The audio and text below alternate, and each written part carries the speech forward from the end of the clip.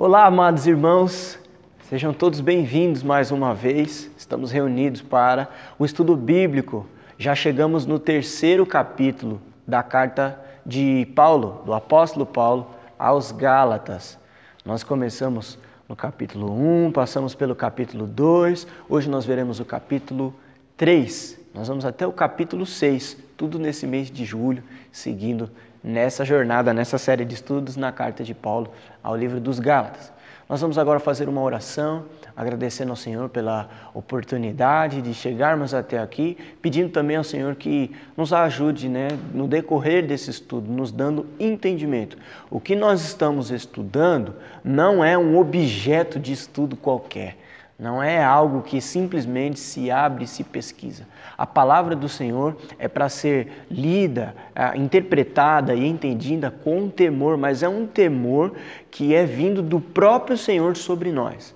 É o Espírito Santo de Deus que abre os nossos olhos e faz com que nós tenhamos a graça de entender a palavra. Por isso que existem tantas pessoas inteligentes que conhecem a Bíblia de ponta a ponta, de Gênesis a Apocalipse, mas não creem nesse Deus. Já ouviu falar de algum ateu, por exemplo, que conhece a Bíblia, melhor até que alguns cristãos, mas ele não crê no que está ali, por quê? Porque o Espírito não revelou a verdade diante dos seus olhos. O Espírito não iluminou o entendimento sobre aquilo que está revelado na palavra do Senhor. Por isso que é tão importante nós orarmos sim antes de estudar a palavra do Senhor ou antes de ouvir uma pregação da palavra do Senhor, porque a palavra é dele. Então, quando nós vamos em direção dela, nós pedimos: Senhor, fala conosco.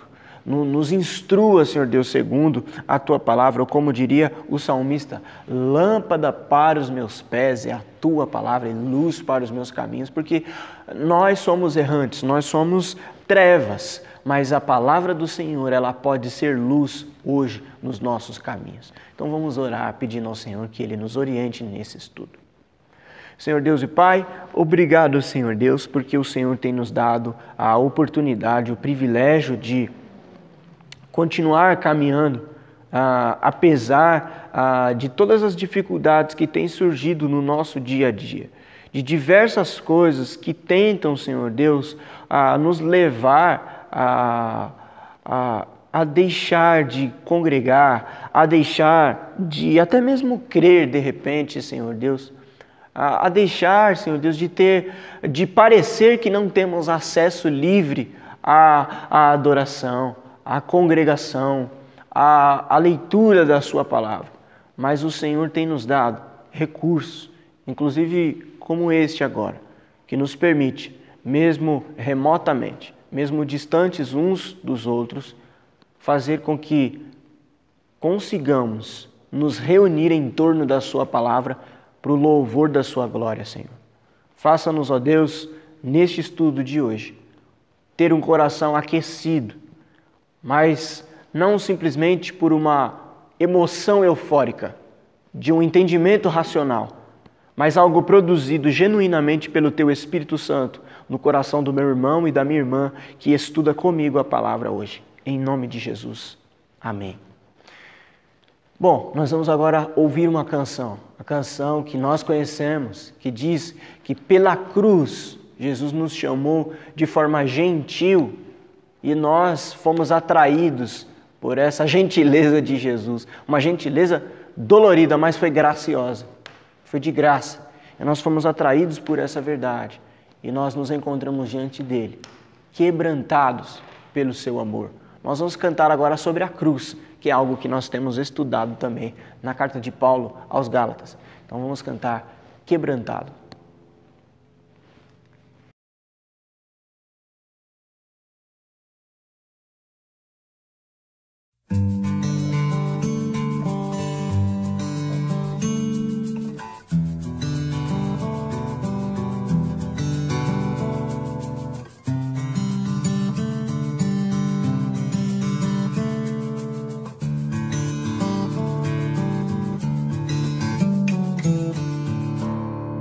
Eu olho para a cruz e cruz eu vou do seu sofrer participar, da sua obra vou cantar. Meu Salvador na cruz mostrou o amor do Pai, o justo Deus. Pela cruz me chamou, gentilmente me atraiu e eu, sem palavras, me aproximo, quebrantado por seu amor.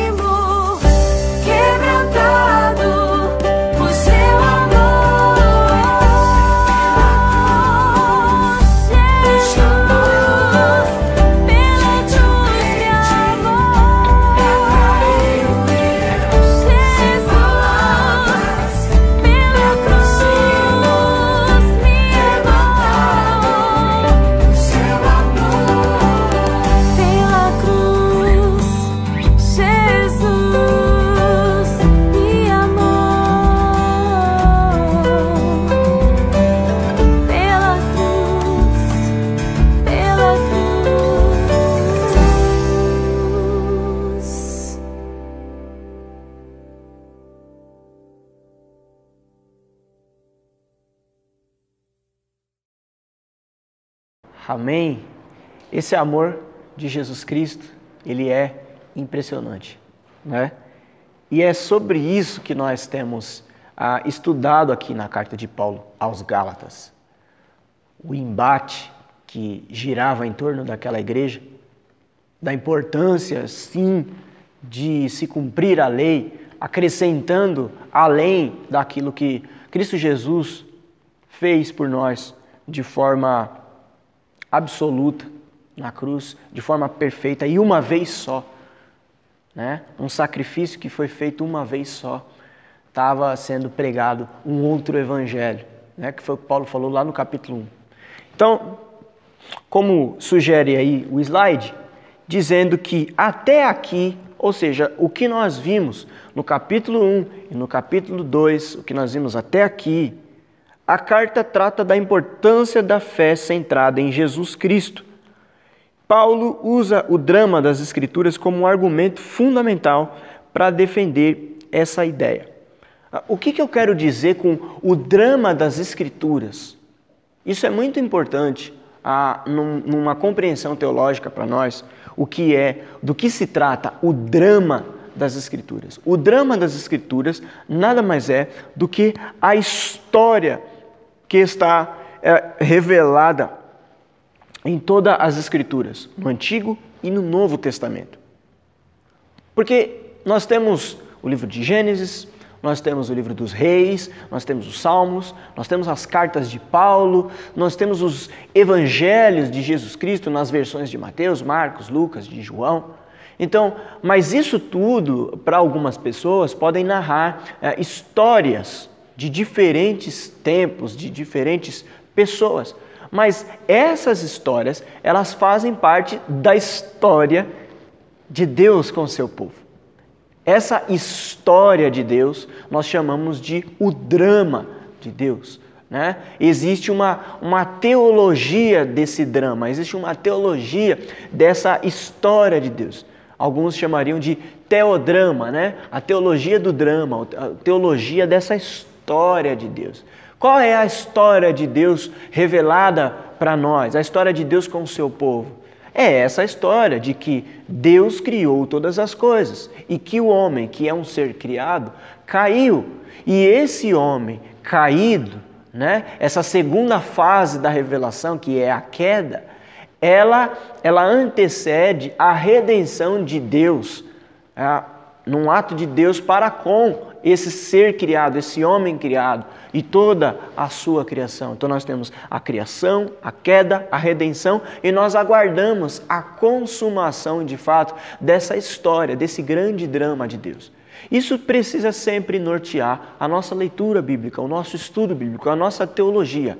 Criação, queda, redenção e consumação ou restauração de todas as coisas, porque fala do novo céu e nova terra. Então, esse é o drama das Escrituras, é essa história que as Escrituras contam. Criação, queda, redenção. Então, Paulo, aqui na carta aos Gálatas, ele usa esse drama das Escrituras como um argumento fundamental para defender essa ideia. Qual a ideia? Da importância da fé centrada em Cristo Jesus. Cristo Jesus é o ápice, é o clímax da revelação de Deus, que é o que está escrito lá em Hebreus capítulo 1. Que Deus falou de muitas maneiras antigamente, pelos pais, pelos profetas. Quem são os pais? Os pais é Moisés, José, Abraão. Esses são os pais da fé, aqueles que antecederam a lei. Então, falou pelos pais e pelos profetas. Hoje, porém, nos fala por meio de Cristo Jesus.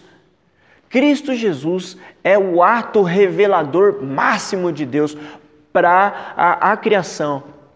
É a chave desse drama das Escrituras. Não a chave hermenêutica, como alguns sugerem, né? A chave interpretativa é Jesus.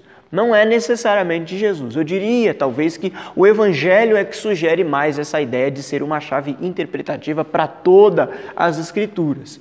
Pois bem, o Evangelho se trata da pessoa de Jesus Cristo. Mas o ponto aqui é que Jesus é o ponto máximo. Em Jesus nós temos tudo o que nós precisávamos ter e saber.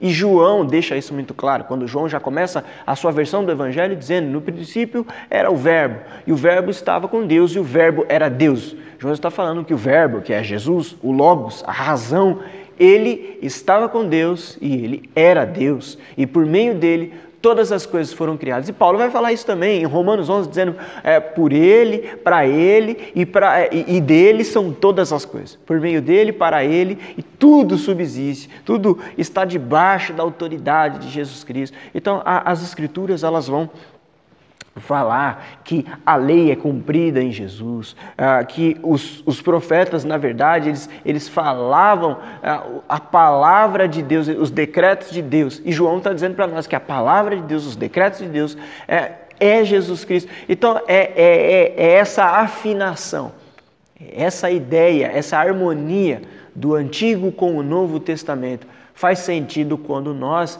entendemos quem de fato Jesus é. Então, a consumação da obra de Deus está na pessoa de Cristo Jesus. Ele é a exata expressão do ser de Deus. Nele temos salvação, nele temos a verdadeira vida. Então, por isso que é tão importante termos uma teologia, uma doutrina na igreja cristocêntrica. A lei não pode ser o centro. A boa conduta, moralidade, legalismo não tem a ver com o caminho proposto pela igreja cristã. A igreja cristã deve falar de Cristo Jesus e só. Falando de Cristo Jesus, nós estamos falando de toda a Escritura, porque nele subsiste toda a palavra. Ele é a palavra. Ele é a exata expressão do ser de Deus. Ele é a revelação máxima de Deus. Ele é aquele que haveria de vir e veio e voltará para nos buscar. Ele é o primogênito de toda a criação. Então, o que Paulo está tratando nas igrejas da Galácia, e que nós estamos aqui fazendo uso desse material para o nosso estudo, é a importância de tratar essa doutrina como fundamental na igreja. É a importância disso. Paulo, então, ele usa o drama das Escrituras como um argumento fundamental para sustentar isso.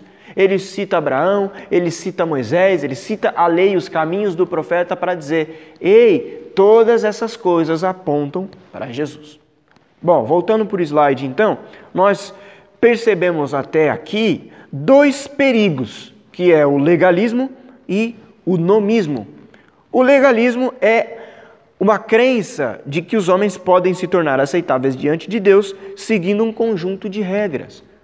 Nós estamos vendo isso na carta aos Gálatas, quando há uma insistência daqueles falsos mestres com relação à circuncisão, dizendo que é necessário sim esse ato da circuncisão, que é um preceito da lei, né?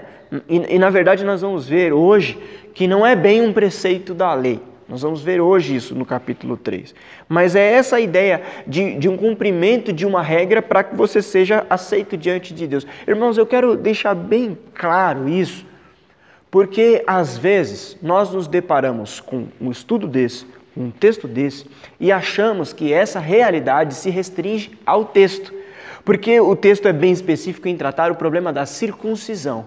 Mas há tantas atitudes hoje, agora, na igreja, não necessariamente na igreja presbiteriana de Vila Eutália, mas na igreja como um todo, na igreja cristã espalhada pelo mundo, há ainda enfrentamentos com ideias legalistas. Coisas como usos e costumes. E não pense que isso se restringe a igrejas que são rigorosas, como, por exemplo, com a cultura da roupa ou cultura de vestimenta. Mas não, existe sim ainda na cabeça de pessoas uma ideia sim de um cumprimento de conjunto de regras que nos torna aceitáveis ou dignos diante de Deus. Isso são comportamentos diários. Parece que tais situações, se Jesus volta naquele momento, nós perdemos a salvação. Você tem essa impressão, às vezes? De que pode acontecer sim. Ué, porque se eu não me acertar agora e ele voltar, eu vou para o inferno. Meu irmão, lembre-se, a salvação, ela não é pelas nossas obras. Não é o que eu faço, ou o que eu deixo de fazer, ou o que eu deveria estar fazendo, não estou fazendo, que garante a vida eterna para mim. Isso está muito claro no texto bíblico. E por que é que a gente insiste ainda em achar que o legalismo ele é válido? Que se eu não der o dízimo, que se eu não vestir tal roupa, que se eu faltar na igreja, que se eu deixar de cumprir uma regrinha, eu vou deixar de ser menos salvo, eu vou deixar de ser menos querido aos olhos de Deus, eu vou para o inferno. Um dia desses eu conversava isso com um amigo meu, e ele disse, tá bom, mas se nós também ficarmos falando de graça o tempo todo, isso não pode levar as pessoas a uma vida de libertinagem, de pensar assim, então eu vou viver aí do jeito que eu quiser, porque eu não perco a salvação, Jesus me garantiu a salvação, então não importa o que eu faça, eu não perco a minha salvação. Falei, pois é aí que está a questão. O salvo, aquele que nasceu de novo, ele nem vai cogitar essas ideias, porque o prazer dele está na lei de Deus, o prazer dele está em agradar o Senhor. Ele não cogita essa ideia, então eu vou viver do jeito que eu quiser viver, porque eu não perco. Não. O salvo vai dizer, não vivo mais eu, mas Cristo vive em mim. Ele vive para a glória de Deus. Ele não tem essa preocupação de que se ele, que ele pode viver do jeito que ele quiser, que ele não perde a salvação. Não, está justamente nessa certeza de que Cristo me amou, me salvou para boas obras, para o louvor de sua glória. E que ainda que eu peque, ainda que eu erre, ainda que eu seja fiel, ainda que eu seja infiel, ele permanece fiel à sua promessa de me salvar, de me resgatar perfeitamente na sua obra, na cruz. Então o salvo, ele não cogita essa ideia, de eu vou viver então do jeito que eu quiser. E Paulo fala isso do capítulo 5, 6, 7, ele vai até o capítulo 11 mais ou menos, de Romanos, tratando isso, essa verdade. Ele diz, então, ele faz perguntas retóricas, né? Paulo tinha muito esse costume. Hoje nós vamos ver no capítulo 3 que ele começa com uma pergunta retórica. Mas Paulo fazia essas perguntas retóricas. Por exemplo, então viverei eu de maneira pecaminosa para que a graça superabunde sobre mim? A resposta é, de maneira nenhuma. E Paulo explica. Então, esse é o ponto.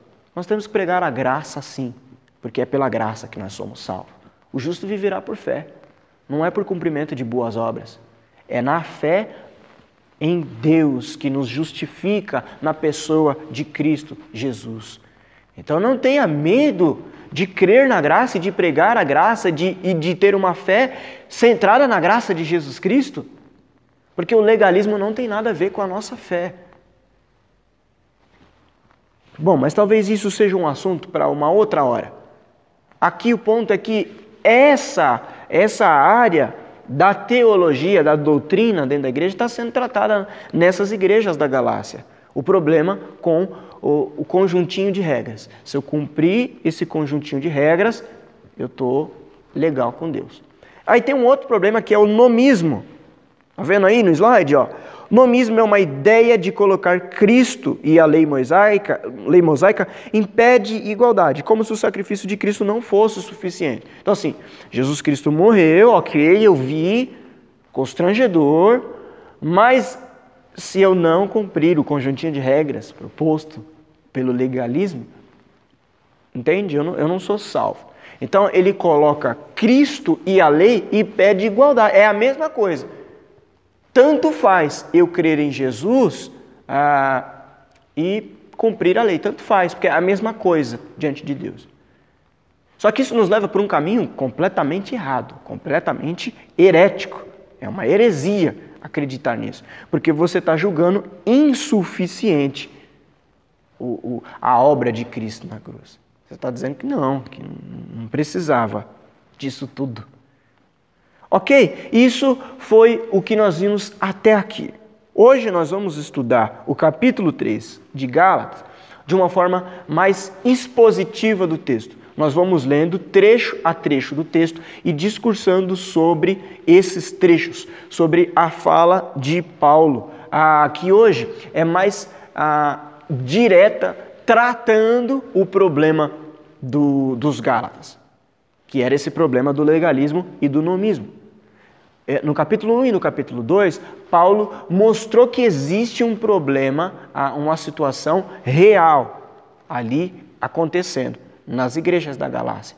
Agora Paulo vai falar como é que nós tratamos esse problema dentro das nossas igrejas também, já que até hoje o legalismo ronda, já que até hoje o pensamento de manter firme um culto cerimonial, de ter uma vida diante de Deus que mais parece com a vida do Antigo Testamento do que com a vida da Nova Aliança, Paulo vai nos ensinar hoje como é que nós devemos encarar esses problemas dentro da igreja. Começa assim, Gálatas capítulo 3, a partir do versículo 1. Ó Gálatas insensatos, quem os enfeitiçou? Não foi diante dos seus olhos que Jesus Cristo foi exposto como crucificado? Gostaria de saber apenas uma coisa. Foi pela prática da lei que vocês receberam o Espírito ou pela fé naquilo que ouviram? Será que vocês são tão insensatos que, tendo começado pelo Espírito, querem agora se aperfeiçoar pelo esforço próprio? Será que foi inútil sofrerem tantas coisas? Se é que foi inútil. Aquele que lhes dá o seu Espírito e opera milagre entre vocês, realiza essas coisas pela prática da lei ou pela fé com a qual receberam a palavra? Isso é do versículo 1 até o versículo 5. Vale sempre lembrar, eu estou falando isso desde o capítulo 1. Paulo está indignado, ele está aborrecido com a realidade daquelas igrejas. A fala de Paulo não é uma fala doce, porque Paulo está exortando a igreja quanto à doutrina. Paulo está falando duramente contra algo que ofende de forma escancarada a glória de Deus na pessoa de Jesus Cristo. Então, por exemplo, no capítulo 3, Paulo começou dizendo, Gálatas insensatos. Ele diz que esse procedimento é pura insensatez. Por quê? Porque ele faz uma pergunta retórica, né? Lembra que eu comentei? Ele faz uma pergunta, quem os enfeitiçou? Nós temos a resposta, ele disse já no capítulo 1, que os falsos mestres, aqueles que são falsos apóstolos, é quem estava enfeitiçando, encantando as igrejas com essas doutrinas. Ele diz, como é que vocês se permitiram ser deixados levar por essas ideias? Vocês não tiveram a revelação de Jesus Cristo? Ele pergunta, quem os enfeitiçou? Não foi diante dos seus olhos que Jesus Cristo foi exposto como crucificado? Vocês não tiveram um encontro com a graça de Deus, com Cristo Jesus crucificado diante dos seus olhos? Claro que ele não está falando aqui que uma crucificação exposta diante dos nossos olhos de forma literal, mas todo crente precisa ter esse encontro com a cruz. Nós cantamos agora, pela cruz me chamou. É a cruz que nos convida para esse convite gentil de Deus e gracioso de nos quebrantar diante do seu amor. É constrangedor essa verdade da cruz. E como é que a gente pode olhar para Cristo ensanguentado no madeiro, dando a sua vida sacrificialmente por nós, entender esse amor e rejeitar esse amor, acrescentando outras coisas mais a esse amor? É isso que Paulo está dizendo. Não foi Cristo exposto diante dos seus olhos como crucificado? E aí ele pergunta, gostaria de saber apenas uma coisa. Foi pela prática da lei ou pela fé que vocês receberam o Espírito? Viram aí que está grifado, né? Pela prática da lei ou pela fé? É uma pergunta que nós precisamos responder. É pela prática da lei ou pela fé? Será que vocês são tão insensatos que, tendo começado pelo Espírito, olha o que está grifado agora, querem agora se aperfeiçoar pelo esforço próprio? Percebe como isso é uma prática insistente até hoje? Querer aperfeiçoar a fé através das nossas performances, daquilo que nós fazemos. O esforço próprio nos garante a justificação diante de Deus. A gente canta, eu sempre cito, né? A minha fé e o meu amor estão firmados no Senhor. A gente canta isso, mas não significa que de fato é isso que está no nosso coração. Talvez a sua fé e o seu amor não estão firmados no Senhor Jesus. Talvez a sua fé e o seu amor estejam firmados nas suas obras. Que pode não ser circuncisão, mas pode ser uma vida legalista, com a forma com que você lida com a sua fé, e que não tem nada a ver com o Evangelho de Jesus Cristo, não tem nada a ver com o drama das Escrituras, com aquilo que o Senhor tem para nos ensinar e nos chama a viver. Porque a forma com que você lida com os seus problemas, com a sua fé, no relacionamento com a comunidade, que é a igreja, as práticas dentro da sua casa, são tudo legalista. E aí Paulo está dizendo, será que agora você quer, não é suficiente a ação de Cristo Jesus no nosso coração, o Espírito que habita em nós não é suficiente, agora você quer se aperfeiçoar pelo seu próprio esforço, quer dizer, no processo de santificação você não conta com a pedagogia do Espírito, você não conta com a educação da palavra, você conta com o seu esforço próprio. Esse é o perigo, que não só os Gálatas caíram, mas nós podemos ser pegos nessa armadilha. Continuando a leitura, versículo 6. Considerem o exemplo de Abraão. Abre aspas. Abraão creu em Deus, ele creu em Deus e isso foi creditado como justiça. Estejam certos, portanto, que os que são da fé, este é que são filhos de Abraão. Prevendo a Escritura que Deus justificaria pela fé os gentios, anunciou primeiro as boas novas a Abraão. Abre aspas. Por meio de você, todas as nações serão abençoadas. Assim, os que são da fé são abençoados com Abraão, homem de fé. Percebe o drama das Escrituras? Paulo resgata a ideia do pai da fé, Abraão. E que esses homens julgavam que observar a fé de Abraão é observar a lei.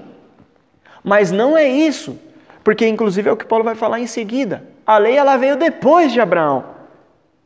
A lei está depois de Abraão. O que Deus acordou com Abraão, a aliança firmada com Abraão, a promessa feita a Abraão, está relacionada à fé e não à lei. A lei ela vem depois. E Paulo vai dizer o porquê é que a lei vem, por que é que a lei existe, por que é que a lei é tão importante durante um certo período. Mas o que nós temos até aqui, lendo do versículo 6 até o versículo 9, é que o que foi imputado, creditado como justiça para Abraão foi a sua fé.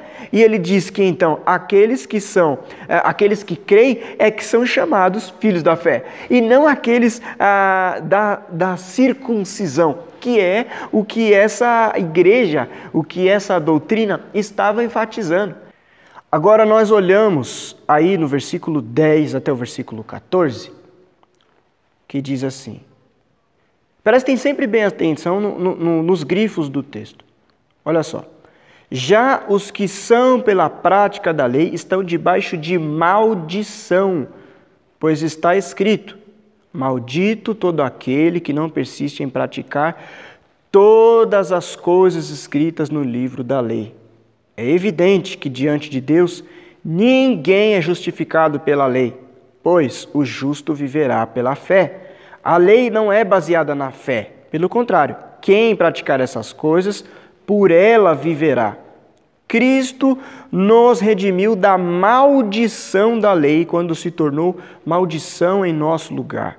Pois está escrito, maldito todo aquele que for pendurado num madeiro. Isso para que em Cristo Jesus a bênção de Abraão chegasse também aos gentios, para que recebêssemos a promessa do Espírito mediante a fé. Se você estava com dúvida até agora, se Paulo realmente estava falando de uma forma dura com os Gálatas, agora ficou nítido que está mesmo. Você percebeu como ele começou o versículo 10? Os que são pela prática da lei estão debaixo de maldição. Você querer ter uma vida regrada por legalismo, por um falso moralismo, numa obsessão por cumprimento de regrinhas, e isso me faz ser menos pecador do que eu deveria, você está colocando a sua vida para viver debaixo de maldição. Por quê? Há uma maldição para aquele que não cumpre a lei.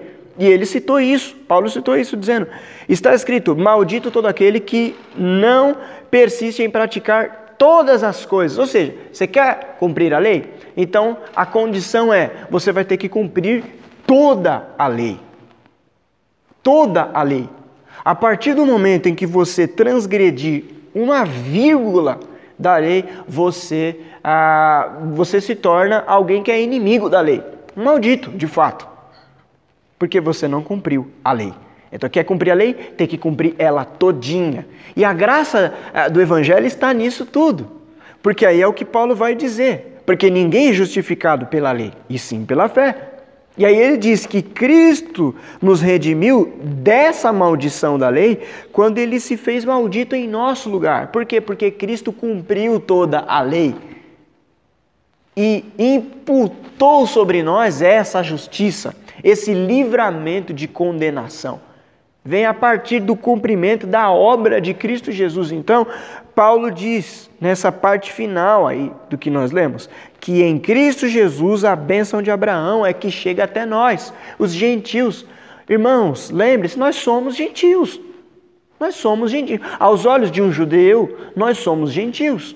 O ponto é que às vezes nós lemos a Bíblia como se fôssemos judeus e julgamos aqueles que não são da mesma fé que nós como se fossem gentios, impuros, pagãos, sujos. E nós é que somos limpos, porque nós somos eleitos, nós somos o povo de Deus. Não. Na realidade, etnicamente falando, se tratando de sangue, de DNA, nós somos gentios, nós não somos judeus. Então, nós recebemos essa parte na herança da família de Deus, nós somos enxertados na oliveira, que é um termo que Paulo usa aos romanos, nós somos agregados ao povo de Deus, nós somos adotados como os filhos do Pai, graças à obra de Cristo Jesus. Essa bênção de Abraão, qual que é a bênção de Abraão? Em ti serão benditas todas as famílias da terra. Essa bênção chegou aos gentios, que somos nós, chegou até nós. No caso do texto, chegou aos Gálatas, que era um povo gentil também. Então essa bênção chegou até eles, não porque eles se circuncidaram, mas por causa da graça de Cristo Jesus. A fé em Cristo Jesus nos justifica. Continuando o texto, versículo 15. Irmãos, humanamente falando, ninguém pode anular um testamento depois de ratificado, nem acrescentar-lhe algo. Assim também, as promessas foram feitas a Abraão e ao seu descendente.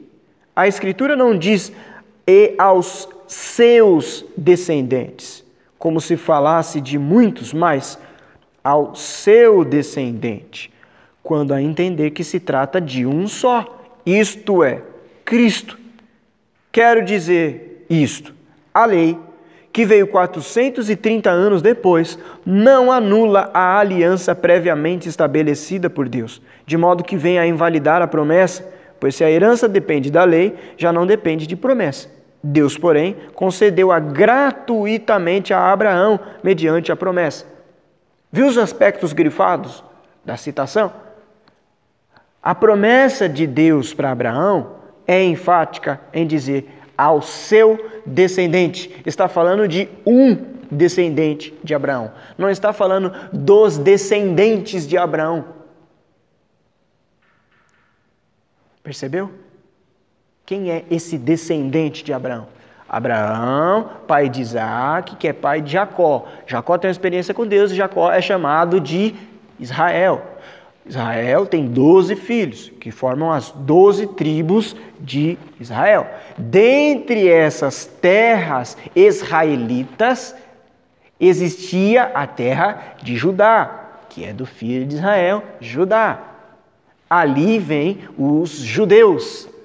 Desse povo nasce Jesus, o descendente bendito, aquele que aplicaria a bênção de Deus a todas as famílias da terra. Aquela fé observada por Abraão não está ligada a todos os descendentes de Abraão. Até Paulo vai dizer isso em Romanos, quando ele diz Nem todo israelita é Israel. Ele quer dizer que Israel é o povo eleito de Deus. Por isso que a igreja também é Israel de Deus. Israel não é um país, uma nação. Inclusive, o país que nós temos hoje, chamado de Israel, já não é o mesmo Israel da Bíblia.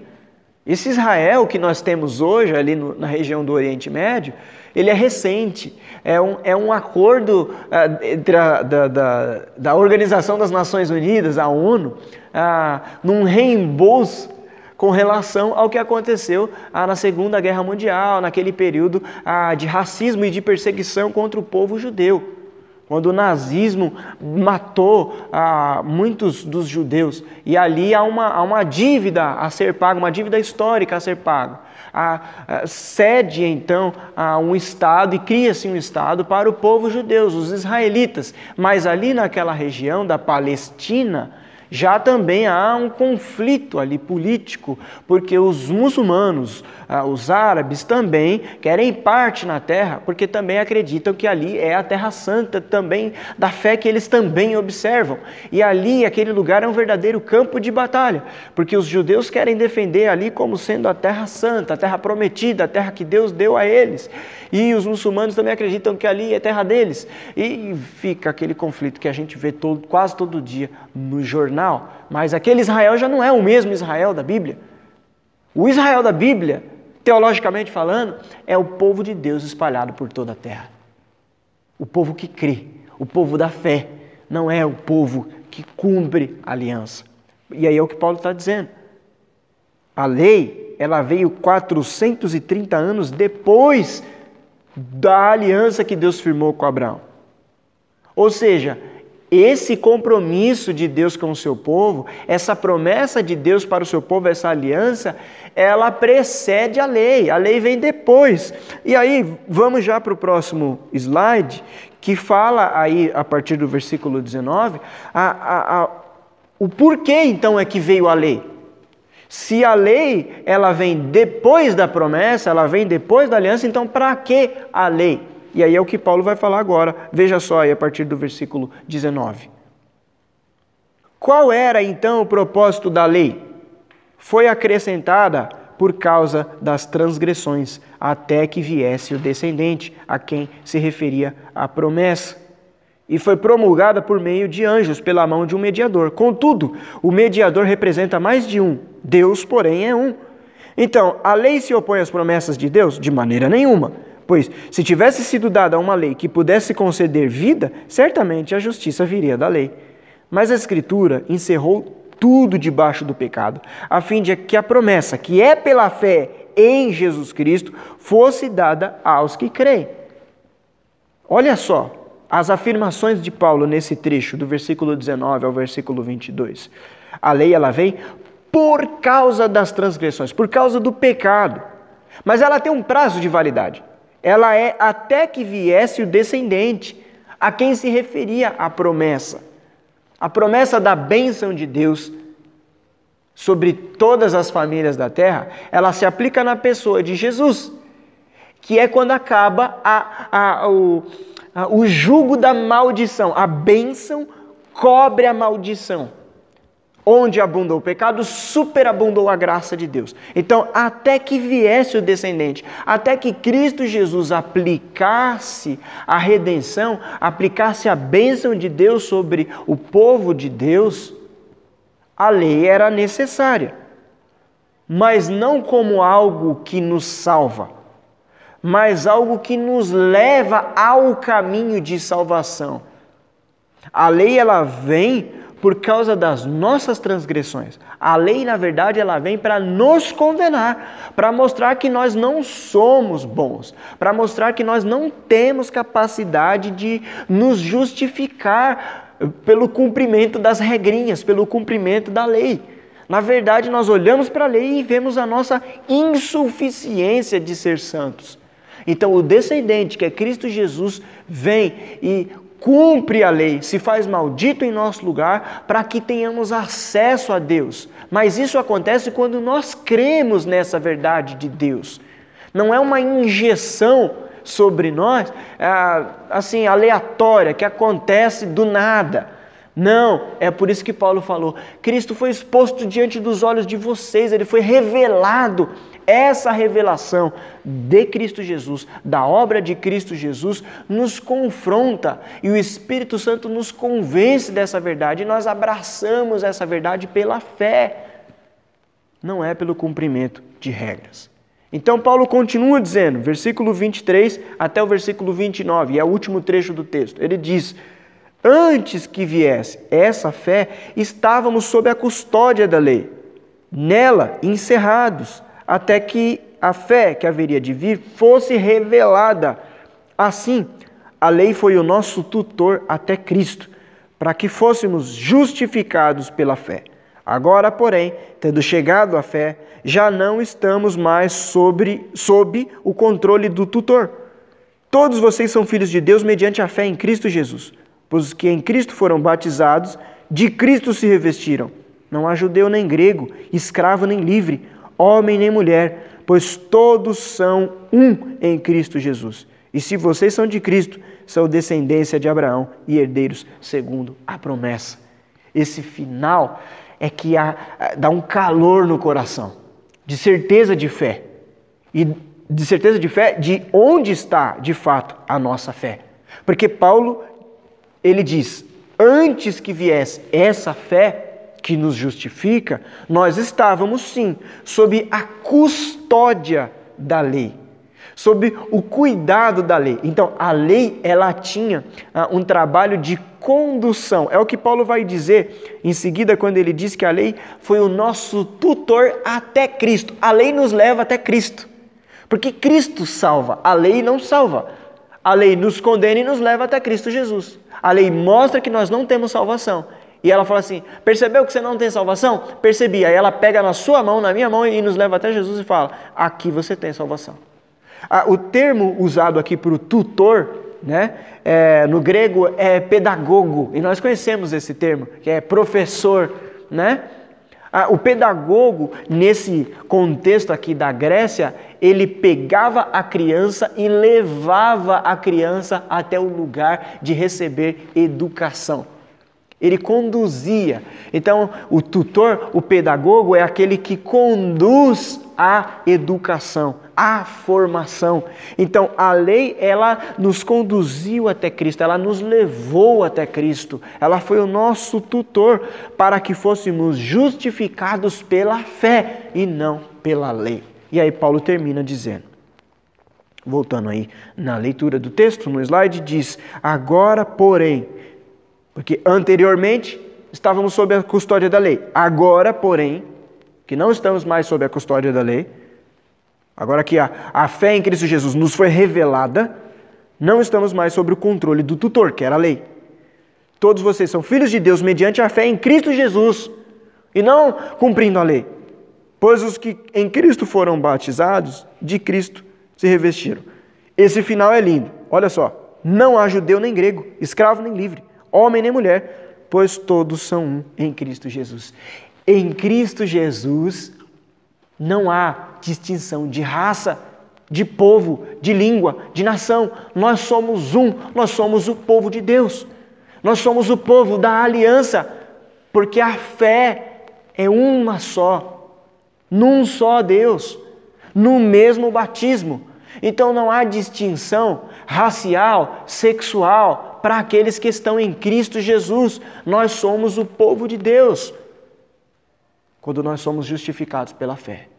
Agora, quando nós queremos ficar debaixo da maldição da lei, no cumprimento legalista de regrinhas e norminhas, aí a gente vai ter essa distinção. Aqueles que não cumprem a lei como a gente acha que cumpre, aqueles que não seguem as regrinhas nos moldes que nós seguimos, a esses nós apontamos e julgamos dizendo, esse não é crente, esse não é povo de Deus. Mas Cristo Jesus acaba com emancipação de povos, com separação de povos, quando Ele salva homem, mulher, grego, judeu, escravo e livre.